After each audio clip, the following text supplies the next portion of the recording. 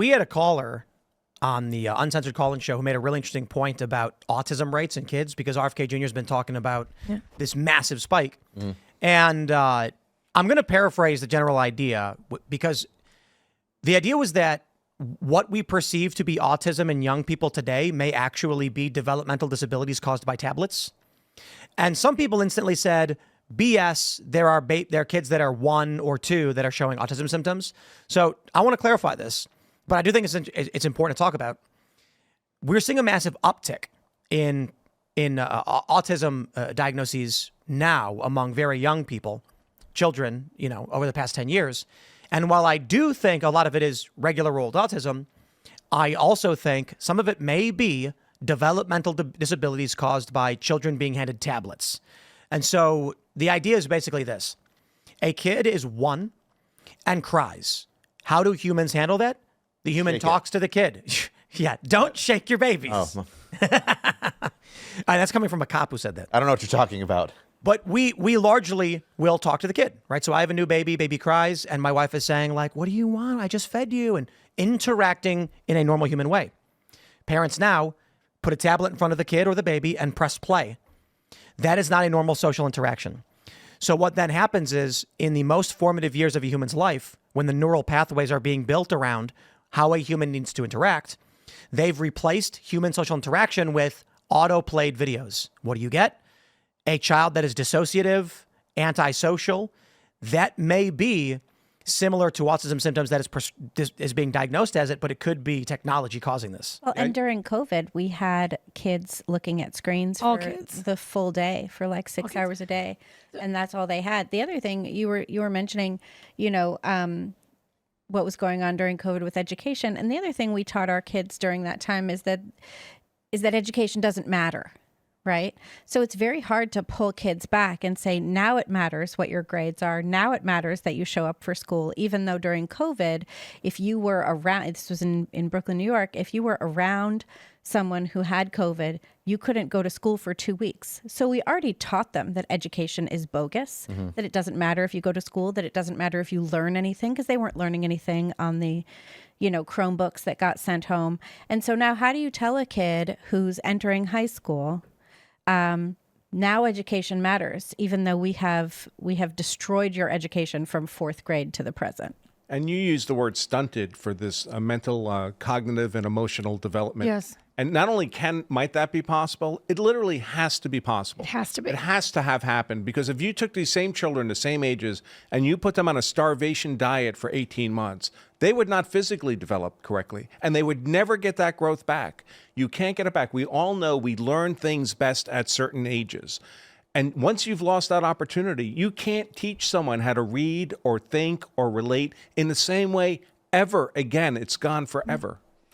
It's I started a new small business because I was so concerned, because one of the things that we saw consistently across all of the drop test scores was this creative problem solving, creative thinking had dropped almost to nothing in all of the kids that were like 1 to 2 all the way up through like 8. And so I built this imagination play center. They can pretend to be a police officer. They can pretend to be a camper. They can pretend to be at a grocery store, whatever, right? I wanted to give that back to my community, because everything went out of business during COVID. We lost 37 children's businesses in my small town during COVID. We were one of the only ones that survived. So I built it, and we built it for 8 and under, thinking that was the age I could still impact. I actually thought that was the only age we could help. So we said 8 and under when we opened. Then the first week, my daughter, who's 12, had all her little friends roaming the mall, because it's in a shopping mall. They were all out in a pack, and she comes to me and she says, Mom, on her walkie-talkie, and she says, Mom, can we come hang out at the Grove? And I'm like, yeah, but you guys are kind of old, and you know my tech rule. It's no tech in here, so your friends will have to hand over their cell phones. She said, that's okay. These 12 and 13-year-olds come in. They give me all their cell phones, and like 9 of them go into my little doctor's office, my little bakery, my little grocery store. They spend about 1 minute afraid someone's going to make fun of them. And then they spent the next 6 hours just pretending. And I asked them at the end to come sit with me and tell me like what they thought, why it was fun. And they said they stole this from us. We didn't have any of this. I want to do this. This was fun. We never got to do this. This age group that was supposed to be learning to use their imaginations and develop innovation and flourish, we denied that to them. And this is not, in my opinion, a partisan issue. Every parent in America knows what we did in this regard. This is not a partisan issue. I see it everywhere. I see it with every age of kid from like 14 on down. I see the high schoolers in a different way were stunted socially. There's a lot more anxiety, right? We see these problems, but for the young kids up to that like tweenage age, they were denied the ability to develop the type of imagination skills necessary to innovate. And as a country, we will pay for that. Yeah, we will pay for that. If space aliens had come to Earth and done this to us, we would consider it an act of war and eradicate them from the universe. But we're supposed to pretend it's okay because our own government officials did it. Well, Trump started it. And I will give credit to the Republican states that started to back away from it. Yep. But the response from the left in terms of all the lockdowns is these liberals have been posting, oh, wow, we better get to the bottom of who initiated the lockdowns and who was in charge of the administration when these policies were being put in place. It's why a lot of libertarians didn't like Trump. Because he was the boss and he let Fauci and Birx kind of just do their thing. But it was impossible. There was like a giant train running away down the rails downhill. There was no way President Trump would have been able to stop that and survive politically. I don't give the excuse. I don't waive it.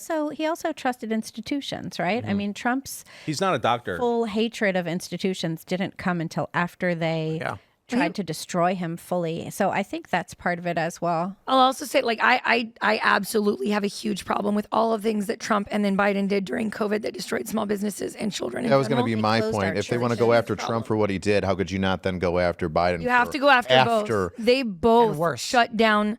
We literally selectively shut down the world for 505 days, and in that same time frame of destroying millions of small businesses that never came back, the backbone of our economy, we created 551 new billionaires. And ask how much money Google made off of all of the Chromebooks they sold that our government subsidized. Ask how much they chose the winners and losers of our economy. Okay, Tiffany, they did that. And these podcasters, I'll tell you, you got to watch out for those guys.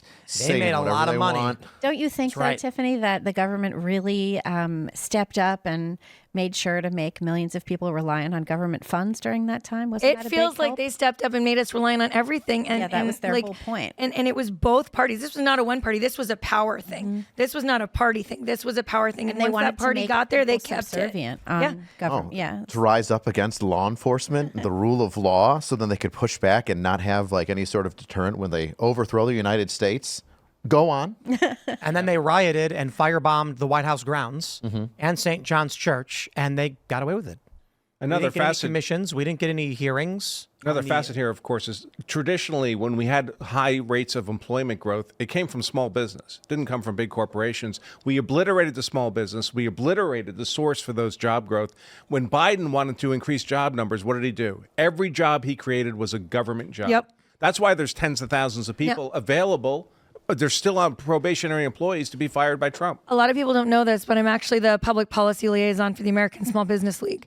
And the statistics people find most shocking that we use all the time is that in the last 25 years, 99.9% of all jobs created in this country were created by small businesses because big corporations only develop efficiencies to increase productivity with less labor. They destroy jobs while small businesses create them and cultivate them. And in the same token, same statistic, 99.9% of all businesses in this country are small businesses, but they're the ones that we sacrificed, and we chose the billionaires that were paying the big lobbying dollars, and they got to stay open. Let's clarify. Nobody chose that. They stole it from us. They stole it. It was the largest transfer of wealth from the poor to the rich in the history of humanity. Absolutely insane. Absolutely. The amount of money that was given in like pharmaceutical grants, the amount of money that was given to big box stores, they would shut, famously, there was a photo from a Walmart that was open, but they closed the gardening section. Yeah. You could go to the Walmart, buy whatever you want. You couldn't buy gardening stuff. It made no sense. Small businesses couldn't be open at all. They created special exemptions only for the big box stores. Yep. Here's what most people, I think most people understand, but for younger people. If you own a restaurant and you're a famous burger joint, you got burgers and you got wings, you're going to have $10,000 to $20,000 worth of food product at any given moment. They say 2 weeks to slow the spread. And Donald Trump did. He's the one who started this. Yep. That 2 weeks, your food is spoiled. Yep. You just lost 20 grand. You can't Yep. sell it. Now, with the Biden administration coming in, they did 2 years to slow the spread. And your insurance, though, doesn't cover it because it's act of God. So these guys couldn't make any insurance claims either on anything that happened. Instantly. Turns out they should get that back because it was actually act of the NIH. Yeah. Yeah. It's an act of But God, as it overnight, turns out. there were tons of restaurants that lost $20,000 or $30,000 in product. That money instantly evaporated. So when they said, no, we're going to reopen, your business should be fine. The owner said, I don't have 30 grand to buy the food to be able to serve anybody food. Tim, first of all, the federal government absolutely knows how to run your business better than you do. So how dare you? You know, one of the things that happened, though, and this is a big boon for all of the big banks during this time, is that the SBA activated EIDL loans. These are disaster relief loans for every state in America as long as your governor instituted a state of emergency. And then suddenly, like, I was a debt-free business. I had worked so hard to stay debt-free and build my business from the ground up. And I was forced to take out a $250,000 loan to survive. And they gave those loans to everyone. Okay, but they were given by banks that then repackaged them and sold off that debt. And let me tell you, that's sitting out there in a whole bunch of CLOs right now. These are the only loans simultaneously that our SBA does not publish the metrics on for how many of them have defaulted because they just handed them out like this. There was so much fraud that happened during COVID. And like, go to franchises, which I was a franchise. Franchisors used the SBA during that time like a money printing machine, including my favorite, always private equity backed franchisors, forced us to take out loans. They were like, you will take out these loans and you will keep paying us while like landlords and stuff were giving us breaks, right? And so the SBA turned into a money printing machine. The banks were the ones that got to hand out all that cash, but it was guaranteed by the government. They knew that most of us weren't going to survive. The government is now paying off all those loans because they guaranteed the loans. There's a lot of people you'll see on the DOJ. The DOJ is prosecuting people for COVID PPE loans and all of that kind of stuff. Yeah, that was a trap the Going whole on. time. I Oh, was for sure. there's such thing as free lunch. And so when this was going on, I was being advised by my legal team. They were like, hey, you should apply for these loans. And I was like, why? And they were like, well, the government's giving it to everybody to make sure they stay afloat. And I was like, we don't need it. And they're like, you really should take it. I was like, we don't need it at all. And they're like, I think it'd be smart. I was like, why are you telling me to take money I don't want and don't need? No. And they were like, okay. I was creeped the F out. Why were they telling you? Did you ever figure that out?